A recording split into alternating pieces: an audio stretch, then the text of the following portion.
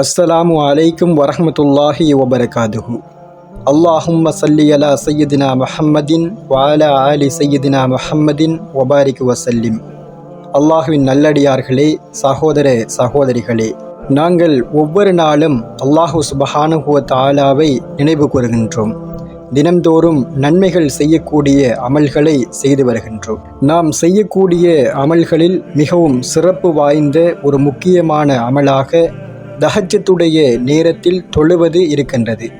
நாம் தஹஜ்ஜத்துடைய நேரத்தில் எழுந்து கேட்கக்கூடிய துஆக்களும் எந்த ஒரு திரை மறைவும் இல்லாமல் அல்லாஹ்விடத்தில் சென்றடைந்து அது அங்கீகரிக்கப்படும்.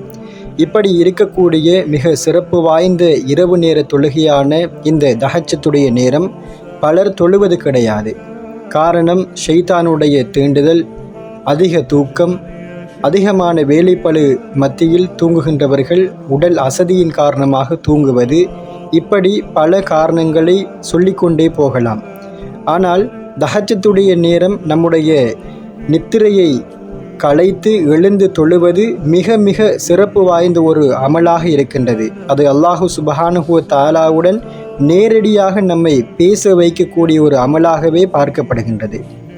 இப்படியான ஒரு அமல் நமக்கு செய்ய முடியாமல் இருக்கின்ற சந்தர்ப்பத்திலும் கூட ஒரு சில விடயங்களை செய்கின்ற போது அதே அளவான, அதாவது தஹஜ்ஜத் தொழுகையை நிறைவேற்றிய நன்மையை நமக்கு தருகின்றது. அப்படியான சிறப்பு வாய்ந்த அமல் பற்றி பார்க்க போகின்றோம். இந்த அமல் தொடர்பான விவரங்களை அல்லாஹுவின் தூதர் நபிகள் நாயகம் ஸல்லல்லாஹு அலைஹி வஸல்லம் அன்னவர்கள் கூறியதாக முஸ்லிம் என்கின்ற நபிமொழி தொகுப்பில் 656வது ஹதீஸாக பதிவு செய்யப்பட்டிருக்கின்றது. அதாவது, ஒரு முஸ்லிமான ஆண் இஷா தொழுகையை ஜமாத்தோடு பள்ளிவாசலுக்கு சென்று தொழுவது இரவில் பாதி விழித்து வணங்கிய நன்மையை அல்லாஹு சுப்ஹானஹு வ தஆலா அவருக்கு கொடுக்கின்றான். அதாவது, நம்முடைய ஃபர்லான இஷா தொழுகையை நாங்கள் தனித்து தொழாமல் பள்ளிவாசலுக்கு உரிய நேரத்திற்கு சென்று ஜமாத்தாரோடு இணைந்து தொழுகின்ற போது ஒரு இரவில் பாதி இரவு நாங்கள் நின்று வணங்கிய நன்மையை அல்லாஹு சுப்ஹானஹு வ தஆலா கொடுக்கின்றான். அதே போல அதே முஸ்லிமான ஒரு ஆண் பர்லான ஃபஜ்ர் தொழுகையையும் அவர் பள்ளிவாசலுக்கு சென்று ஜமாத்தாரோடு நிறைவேற்றிவிட்டால் மீதி பாதியையும் தொழுத நன்மையை அல்லாஹு சுப்ஹானஹு வ தஆலா கொடுத்து விடுகின்றான். அதாவது, நமக்கு தஹஜ்ஜத்துடைய நேரத்தில் எழ முடியவில்லை, தொழ முடியவில்லை. அப்படியான சந்தர்ப்பத்தில் ஜமாத்தோடு இந்த 2 தொழுகையும் நாங்கள் நிறைவேற்றினால் அந்த தஹஜ்ஜத்துடைய நேரத்தில் எழுந்து நாங்கள் தொழுத நன்மையை அல்லாஹு சுப்ஹானஹு வ தஆலா கொடுக்கின்றான். பெண்களை பொறுத்தவரையில் வீட்டில் இந்த 2 தொழுகையும் சரியான உரிய நேரத்திற்கு தொழுதால் அல்லாஹு சுப்ஹானஹு வ தஆலா அவர்களுக்கும் அந்த நன்மையை வழங்குகின்றான்.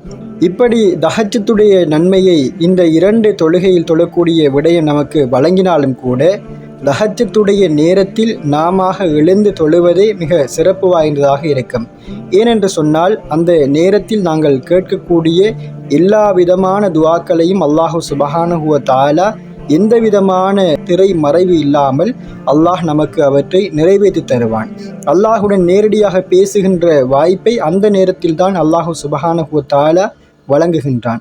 எனவே இன்ஷா அல்லாஹ் நம்முடைய எப்படியான அசதி தூக்கமாக இருந்தாலும் அல்லாஹுடன் உரையாடக்கூடிய அந்த சந்தர்ப்பத்தை தவற விடாமல் இன்ஷா அல்லாஹ் ஒவ்வொரு நாளும் தஹஜ்ஜத்துடைய நேரத்தில் எழுந்து அல்லாஹுடன் பேசுங்கள். அல்லாஹு சுப்ஹானஹு வ தஆலா நம்முடைய கஷ்டங்கள் அனைத்தையும் நீக்கி நம்முடைய பாவங்களை நீக்கி இம்மையிலும் மறுமையிலும் வெற்றி பெற்றவர்களாக நம்மளை மாற்றி அமைப்பான்.